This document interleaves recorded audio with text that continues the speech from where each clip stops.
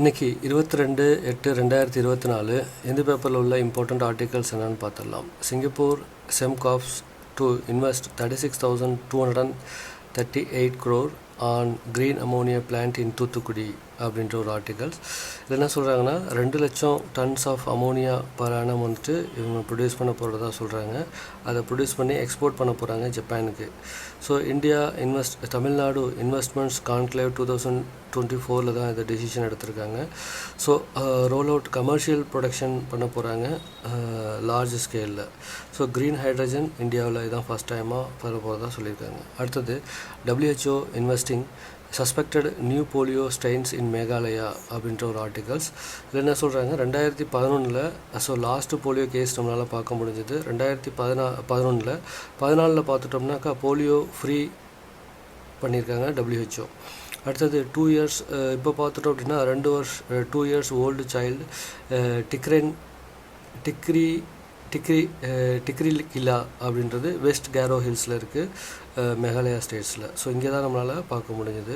So oral polio vaccine அப்படின்றது live attended அப்படின்னு சொல்கிறாங்க. இது வந்து வீக் ஃபார்ம் ஆஃப் வைரஸ் வந்துட்டு இதில் வந்துட்டு வச்சுருக்கிறதா சொல்கிறாங்க.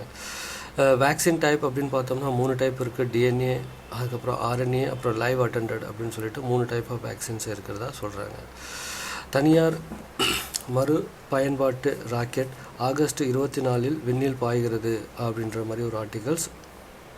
இது வந்துட்டு ஸ்பேஸ் ஜோன் இந்தியா அப்புறம் வந்து மார்டின் குழுமம் ரெண்டு பேரும் சேர்ந்து தான் இதை வந்துட்டு பண்ண போகிறதா சொல்கிறாங்க. இதுக்கு வந்துட்டு மிஷின் ரூமி 24 அப்படின்ற மாதிரி ஒரு பேரும் கொடுத்துருக்காங்க. ராக்கெட் வந்துட்டு மீண்டும் பூமிக்கு திரும்பும் அப்படின்ற மாதிரி சொல்கிறாங்க. அங்கே கொண்டு போய்ட்டு ஆர்பிட்டில் வந்துட்டு லான்ச் பண்ணதுக்கப்புறம் திருப்பி அந்த ராக்கெட்டு பூமிக்கு வந்துடும் அப்படின்றாங்க. காஸ்மிக் கதிர்வீச்சை வந்துட்டு இது வந்து அனலைஸ் பண்ணும், புற ஊதா கதிர்வீச்சை அனலைஸ் பண்ணும், காற்றோட தரத்தை, வளிமண்டல மாற்றங்களை வந்துட்டு இது வந்து ஆராய்ச்சி செய்யும் அப்படின்ற மாதிரி சொல்லியிருக்காங்க. 3 கியூப் செயற்கைக்கோள் வந்துட்டு இதில் இருக்குது. இது வந்துட்டு ரூமி 1 ராக்கெட் மூலம் இதை வந்து அனுப்ப போகிறதா சொல்லியிருக்காங்க. செங்கல்பட்டு மாவட்டம் திருவிடந்தையில் இதை வந்து லான்ச் பண்ண போகிறதா சொல்லியிருக்காங்க. வருமுன்னர் காவாதான் வாழ்க்கை எரிமுன்னர் வைத்தூறு போல கெடும் அப்படின்றது திருவள்ளுவர் ஒரு குறளில் சொல்லியிருக்காரு. என்னென்னா, குற்றம் நேர்வதற்கு முன்னாடியே அதை ஆராய்ஞ்சு அதை செயல்படணும். இல்லை அப்படின்னாக்கா வைக்கோலில் கொளுத்தி நெருப்பில் ஏறிட்டு நிற்கிற மாதிரி ஒரு சுச்சுவேஷன் வரும் அப்படின்றது திருவள்ளுவரோட கருத்து. அடுத்தது சிக்கிம் அலுவல் மொழியாக நேபாளி சேர்ப்பு அப்படின்ற மாதிரி ஒரு ஆர்டிகல்ஸ். ஆங்கிலம் மட்டும்தான் அவங்களுக்கு முதல்ல இருந்துச்சு, இப்போ நேபாளியும் சேர்த்துட்டாங்க. நேபாளி அப்படின்றது வந்து 1992 71st அமெண்ட்மெண்ட் ஆக்ட் 1992 தான் இதை வந்து கொண்டு வந்திருப்பாங்க இந்தியன் கான்ஸ்டிடியூஷனில். அதில் பார்த்துட்டோம்னா கொங்கணி, நேபாளி, மணிப்பூரி இது 3 லாங்குவேஜையும் இதில் இணைச்சிருப்பாங்க. தேவநாகரி எழுத்து முறையில் அப்படி இது வந்துட்டு எழுதுவாங்க. நேபாளி அப்படின்றது வந்துட்டு பூடான் இந்தியா, நேபாளம், பூடான் இந்தியா, அதுக்கப்புறம் மியான்மரில் இது வந்து பேசப்படுது. 8th ஷெட்யூலில் இது வரும் அப்படின்ட்டுருக்காங்க. அடுத்தது centre plans to take caste count during census அப்படின்ற மாதிரி ஒரு articles. 2011 first ever caste census வந்துட்டு பண்ணாங்க, ஆனால் அதை வந்து பப்ளிஷ் பண்ணலை. அதுக்கப்புறம் 2015 கர்நாடகா காஸ்ட் சென்சஸ் வந்து நடத்தியிருப்பாங்க, அதையும் பப்ளிஷ் பண்ணல. 2023 பீகார் வந்து கண்டக்ட் பண்ணியிருப்பாங்க, பப்ளிஷும் பண்ணியிருப்பாங்க. 1931 காஸ்ட் பேஸ்ட் கலெக்ஷன் அப்படின்றது ஒன்று நடந்திருக்கும். 1951 டிசிஷன் பண்ணியிருப்பாங்க. ஸோ காஸ்ட் கலெக்ஷன் அப்படின்றத நம்ம வந்து பண்ணக்கூடாது அப்படின்னு சொல்லிட்டு. வந்து சோசியோ எக்கனாமிக் காஸ்ட் சென்சஸ் அப்படின்றது 1991 பண்ணியிருப்பாங்க. இதில் வந்து economic status plus cost tata ரெண்டுமே சேர்த்து தான் கலெக்ட் பண்ணியிருப்பாங்க. பாசிட்டிவ் அப்படின்னு பார்த்துட்டோம் அப்படின்னா பெனிஃபிஷியரி அப்படின்றத நம்மளால் பார்க்க முடியும். இதில் வந்துட்டு யார் பெனிஃபிஷியரி அடைகிறாங்க அப்படின்றத வந்து பார்க்க முடியும்.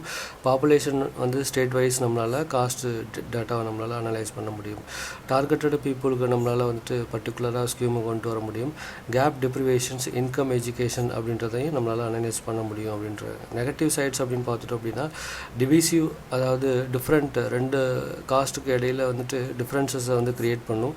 பொலிட்டிக்ஸ் ஃபயரை வந்துட்டு இது வந்து க்ரியேட் பண்ணும். நார்மலைசேஷன் ஆஃப் காஸ்ட் சிஸ்டத்தை வந்துட்டு இது வந்து ஊக்குவிக்கும், இதை வந்துட்டு டிஸ்ட்ராய் பண்ணிடும் அப்படின்ற மாதிரி சொல்லியிருக்காங்க. அடுத்தது 17 workers killed as fire breaks out after reactor blast at AB pharma plant அப்படின்ற மாதிரி ஒரு ஆர்டிகல்ஸு. அங்கப்பள்ளி அப்படின்ற இடம் வந்துட்டு ஸ்பெஷல் எக்கனாமிக் ஜோனாக இருக்குது. ஸோ இங்கே தான் டிப்பிக்கலி டியூட்டி ஃப்ரீ அப்படின்ற மாதிரி சொல்லியிருக்காங்க. ஸோ இங்கே வந்து இன்வெஸ்ட்மெண்ட் எம்ப்ளாய்மெண்ட் அப்படின்றது வந்துட்டு அதிகமாக இருக்கும். So increasing ease of doing business அப்படின்றது வந்துட்டு ஸ்பெஷல் எக்கனாமிக் ஜோனில் வந்துட்டு அதிகமாக இருக்கும். ஏசியாவோட ஃபஸ்ட்டு எக்ஸ்போர்ட் ப்ராசஸிங் ஜோன் அப்படின்னு பார்த்தோம்னா 1965 காண்ட்லா குஜராத்தில் தான் வந்துட்டு ஃபஸ்ட்டு வந்திருக்கும். 2000 பார்த்துட்டோம்னா ஃபாரின் ட்ரேட் பாலிசி அப்படின்றத வந்து கொண்டு வராங்க. இதில் தான் ஸ்பெஷல் எக்கனாமிக் ஜோன்ஸ் ஆக்ட் 2005 வந்திருக்கும். இதில் வந்துட்டு ஸ்பெஷல் எக்கனாமிக் ரூல்ஸ் அப்படின்றது 2006 கொண்டு வந்திருப்பாங்க. சைனா வெர்சஸ் டைரி ப்ராடக்ட் அப்படின்ற மாதிரி யூரோப்பியன் யூனியனோட டைரி ப்ராடக்ட் அப்படின்ற ஒரு ஆர்டிகல்ஸு. யூரோப்பியன் யூனியன் என்ன பண்ணியிருப்பாங்க, சைனாவோட எலக்ட்ரிக் வெஹிக்கிளுக்கு டியூட்டியை வந்துட்டு இம்போஸ் பண்ணியிருப்பாங்க, கவுண்டர் வெயிலிங் டியூட்டிஸை. ஸோ சைனா என்ன பண்ணியிருக்காங்கன்னா யூரோப்பியன் யூனியனோட டைரி ப்ராடக்ட்ஸில் என்கொயரி பண்ணி அவங்க வந்து கவுண்டர் வெயிலிங் டியூட்டியை வந்துட்டு பண்ண போகிறதா சொல்லியிருக்காங்க. ஸோ இது வந்துட்டு எதை பேஸ் பண்ணி பார்த்துட்டோம் அப்படின்னா, இதெல்லாம் தடுக்கிறதுக்கு பார்த்துட்டோம் அப்படின்னா world trade organisation rules for global trade அப்படின்றது நமக்கு இருக்குது. ஸோ இதை பேஸ் பண்ணி தான் இவங்க வந்துட்டு எல்லாமே செய்கிறாங்க. So agreement on subsidiary and countervailing மெஷர்ஸை வந்துட்டு இது வந்துட்டு கொண்டு வரும். ஸோ க்ரீன் பாக்ஸ் அப்படின்றது இருக்குது. 3 டைப் ஆஃப் கவுண்டர்வெயிலிங் டியூட்டிஸ் இருக்குது. க்ரீன் பாக்ஸ் அப்படின்றது வந்துட்டு அந்த ட்ரேடில் எந்த விதமான ஒரு டிஸ்ட்ராக்டும் க்ரியேட் ஆகாது. அப்படி இருக்கும்போது இந்த க்ரீன் பாக்ஸ் அப்படின்றத கொண்டு வருவாங்க. ஆம்பர் பாக்ஸ் அப்படின்றது டெவலப்டு கண்ட்ரீஸ்க்கு வந்து 5% வந்துட்டு கொண்டு வருவாங்க. டெவலப்பிங் கண்ட்ரீஸ் வந்து 10% ஆஃப் டியூட்டியை வந்துட்டு இம்போஸ் பண்ணுவாங்க. பிளாக் பாக்ஸ் அப்படின்றது வந்துட்டு broad range of subsidies, level expansion, land expansions, அப்புறம் இதெல்லாம் வந்துட்டு பேஸ் பண்ணி தான் கொண்டு வருவாங்க.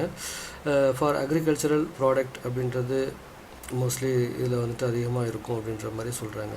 So WTO CVD against dumping, so இது 2 பேருமே வந்துட்டு இதை வந்து மானிட்டர் பண்ணுவதாக சொல்கிறாங்க. ஸோ இன்றைக்குள்ள இம்பார்ட்டண்ட் ஆர்டிகல்ஸ் அவ்வளோதான். தேங்க்யூ.